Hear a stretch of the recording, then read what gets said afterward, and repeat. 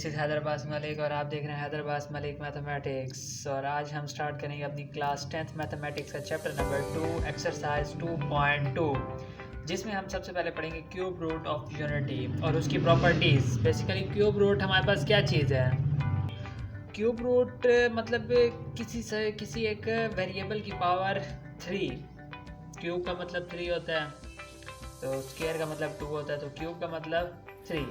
अब हम एक सवाल करते हैं कि हमने क्यूब रूट ऑफ यूनिटी हमने किस तरह उसकी क्या रूट्स निकलेंगे, उसको किस तरह सॉल्व करना है, तो ये हम फाइंड करते हैं। हम एक वेरिएबल ऐड करते हैं x, जिसकी पावर है 3, ये बराबर है 1 के। क्यूब रूट ऑफ यूनिटी मतलब किसी वेरिएबल का क्यूब लें तो उसका जवाब 1 आए, तो इसके हमारे पास क्या रूट्स निकलेंगे। तो इसको हम सॉल्व करते हैं। x इज इक्वल टू 1 की पावर 1/3, ये हो गया। ठीक है, एक हमने इसको सिंपल क्यूब रूट को सिंप्लीफाई किया, तो इसको हम सॉल्व करते हैं। X cube minus 1 is equal to 0। एक ये इक्वेशन को हमने फॉर्म की है, इसके हम रूट्स निकालते हैं। क्यूब रूट को हम क्यूब एक्स, इसको ए क्यूब माइनस बी क्यूब। इस फार्मूले को ओपन करने का तरीका ये है कि ए माइनस बी, अगर बीच में प्लस है तो बीच में प्लस आएगा, अगर बीच में माइनस है तो यह माइनस है, बीच में माइनस है तो माइनस आ गया। और हम जो दूसरा नंबर लड़ गया A square plus A B plus B square. अगर एक नंबर पॉजिटिव है, मतलब जो हमारे पास क्यूब रूट में गिवन है वो नेगेटिव है, तो हम सेम उसी नंबर को नेगेटिव में लिखेंगे और जो स्क्वायर में लिखेंगे वो हम प्लस में लिख देंगे। तो हम इस फार्मूले को ओपन करते हैं। एक्स क्यूब, तो ये x minus 1 x square plus x plus 1 is equal to 0। इससे x minus 1 is equal to 0 और x square plus x plus 1 is equal to 0। तो एक एक्स की वैल्यू हमारे पास क्या आ गई? 1 है। एक एक्स की वैल्यू हमारे पास क्या आ गई? 1। और दूसरी जो है ये हमारे पास एक क्वाड्रेटिक इक्वेशन है जो कि फैक्टराइज नहीं होती, तो इसमें हम फार्मूला लगाएंगे। तो हम फार्मूला लगाते हैं, फार्मूला लगा के इसको सॉल्व करते हैं। तो फार्मूला लगाएंगे किस तरह सॉल्व होगा। तो ये x is equal to minus B plus minus square root B square minus 4ac divided by 2a। हमने जिस फार्मूला लिखा है तो फार्मूले में हम वैल्यूज पुट कर देते हैं। इधर a इज इक्वल टू 1 है, b इज इक्वल टू 1 है और c इज इक्वल टू 1 है। ठीक हो गया। तो अब यहाँ वैल्यूज पुट करते हैं। -1 plus minus square root B हमारे पास 1 का स्क्वायर minus 4 divided by 2, -1 plus minus under root -3 divided by 2। हमारे पास एक नंबर निकला है -1 plus minus under root -3 divided by 2। अब हमारे पास 3 रूट निकले हैं। एक एक्स का जो रूट है वो है हमारे पास x इज इक्वल टू 1 और एक है -1 plus under root -3 divided by 2 और एक है -1 minus under root -3 divided by 2। हमारे पास ये 3, एक हमारे पास रियल रूट है, 2 हमारे पास इमेजिनरी रूट है, क्योंकि स्क्वायर रूट के अंदर -1 माइनस है तो आयोटा की फॉर्म में। तो अब हम इसको नाम दे देते हैं। इसमें से एक नंबर को हम लेट कर लेंगे, ये है ओमेगा, तो दूसरे को हम लेट कर लेंगे ओमेगा स्क्वायर। ठीक हो गया। तो अब हमारे पास रूट्स क्या निकले इस इक्वेशन के? इसके जो हमारे पास रूट्स निकले वो होंगे x is equal to 1 omega और ओमेगा स्क्वायर। ठीक हो गया। तो इनकी प्रॉपर्टीज़ हैं, प्रॉपर्टीज़ आप देखते हैं, प्रॉपर्टीज़ वेरीफाई करते हैं कि हमारे पास प्रॉपर्टीज़ में क्या क्या गिवन है और किस तरह में उसको सॉल्व करना है। तो पहली जो हमारे पास प्रॉपर्टी है,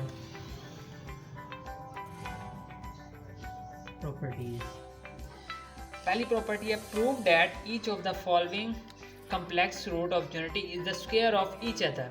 अब हमने ये लेट करना है कि जो हमारे पास क्यूब रूट है ओमेगा और ओमेगा स्क्वायर, ये दोनों एक दूसरे के स्क्वायरिंग के इक्वल है। मतलब अगर हम ओमेगा का स्क्वायर लिखेंगे, स्क्वायर लेंगे, इसका अगर स्क्वायर लेते हैं तो जो जवाब आएगा वो हमारे पास ये होगा, और अगर हम इसका स्क्वायर लेते हैं तो जो जवाब आएगा वो ओमेगा होगा। तो देखते हैं कि क्या बनता है। इससे पहले हम एक और प्रॉपर्टी कर लेते हैं कि cube root, the product of cube root of unity is 1। पहली प्रॉपर्टी हम ये करते हैं कि क्यूब रूट के जो एक ओमेगा और ओमेगा स्क्वायर ये जो ये हैं, इनका सम जो है वो प्रोडक्ट जो है वो 1 के इक्वल है। तो हम इसको सॉल्व करते हैं, इसको जब सॉल्व कर लेंगे उसके बाद हमारा बाकी इजी हो जाएंगे। 1 multiply -1 minus square root 3 divided by 2 और -1 plus square root 3 minus 3 divided by 2 is equal to, इसको फाइंड करना है।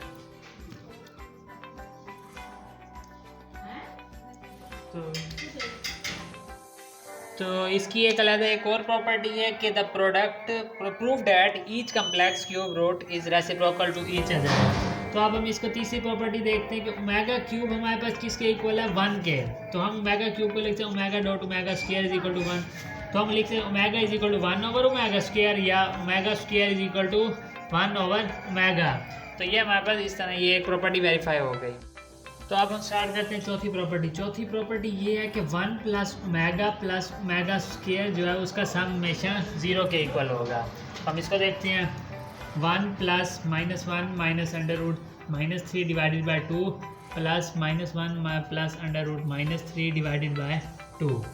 इसका एलसीएम लेंगे 2, ये 2 हो गया, -1 minus under root -3 -1 minus plus under root -3, ये इसे कैंसिल हो गया, और 2 -1 0 हो गया, तो जवाब हमारे पास 0 आ गया। तो ये भी वेरीफाई हो गया।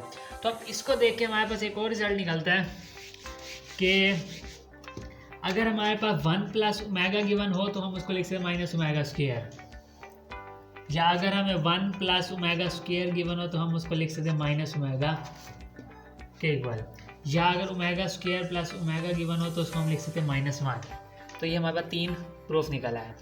तो अब चलते हैं एक्सरसाइज की जानिब। एक्सरसाइज हम चेक देखते हैं कि हमारे पास एक्सरसाइज में क्या गिवन है। एक्सरसाइज हम स्टार्ट करेंगे। एक्सरसाइज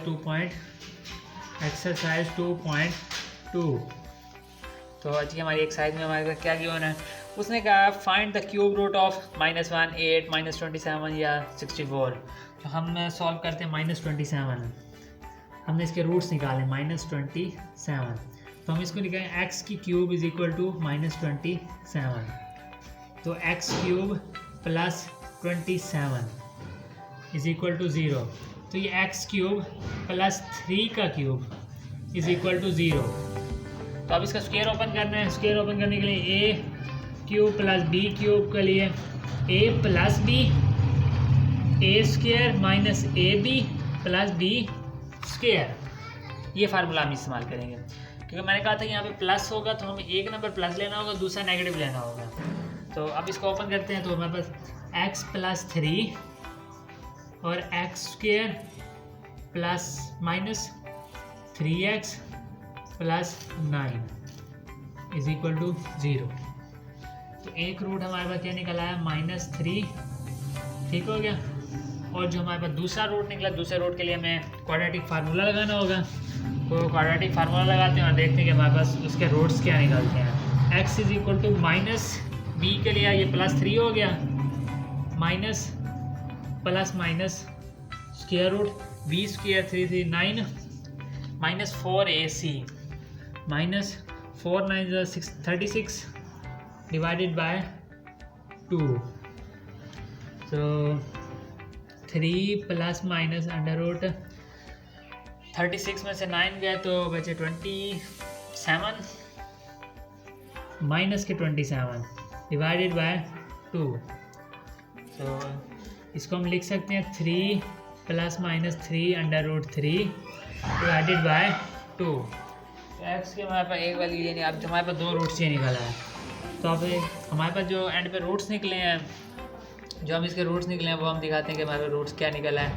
एक रूट तो हमारे पास निकला है x का -3, एक निकला 3 plus minus 3 under root 3 divided by 2, और दूसरा 3 -3√3 डिवाइडेड बाय 2।